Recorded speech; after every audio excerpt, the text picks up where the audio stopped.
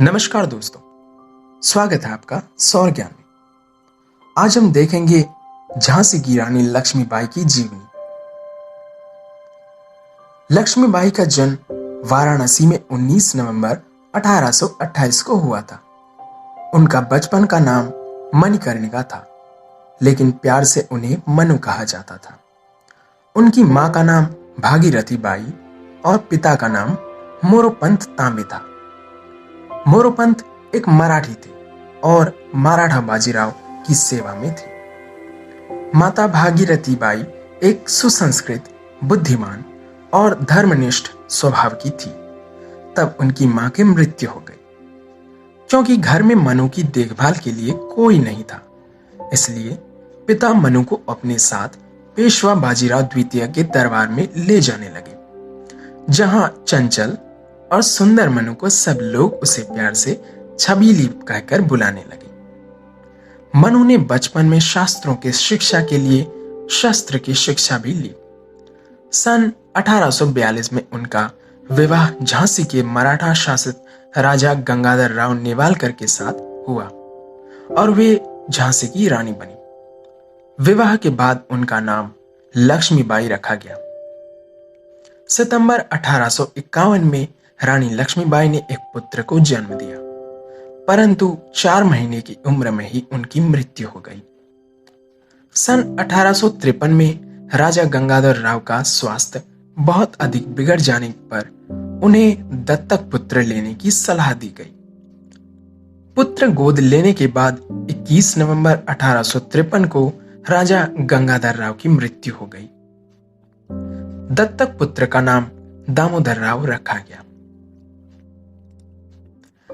ब्रितानी राज ने अपनी राज्य हड़प नीति के तहत बालक दामोदर राव के खिलाफ अदालत में मुकदमा दायर कर दिया।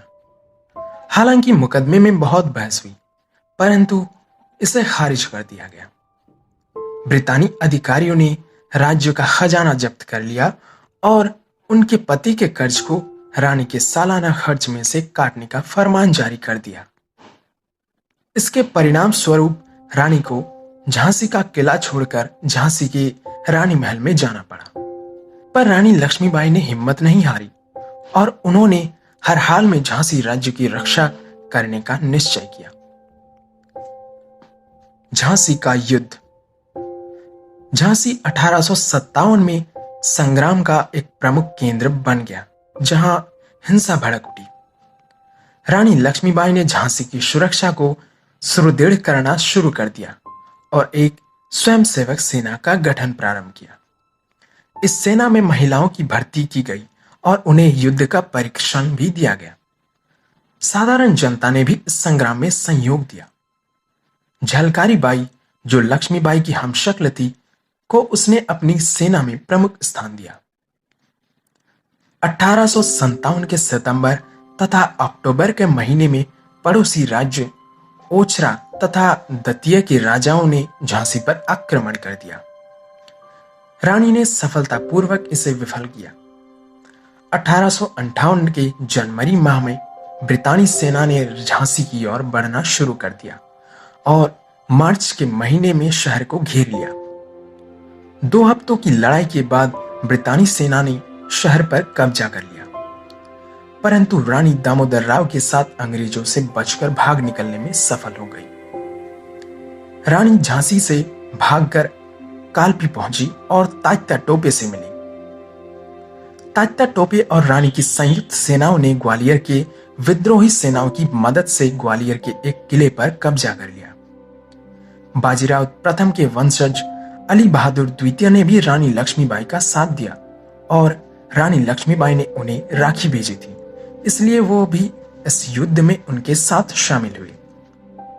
18 जून 1858 को ग्वालियर के पास कोटा की सराय में ब्रितानी सेना से लड़ते लड़ते रानी लक्ष्मीबाई की मृत्यु हो गई। लड़ाई की रिपोर्ट में ब्रितानी जनरल यूरोज ने टिप्पणी की कि रानी लक्ष्मीबाई अपनी सुंदरता, चालाकी और दृढ़ता के लिए उल्लेखनीय तो है ही, विद्रोही नेताओं में सबसे अधिक खतरनाक भी थी।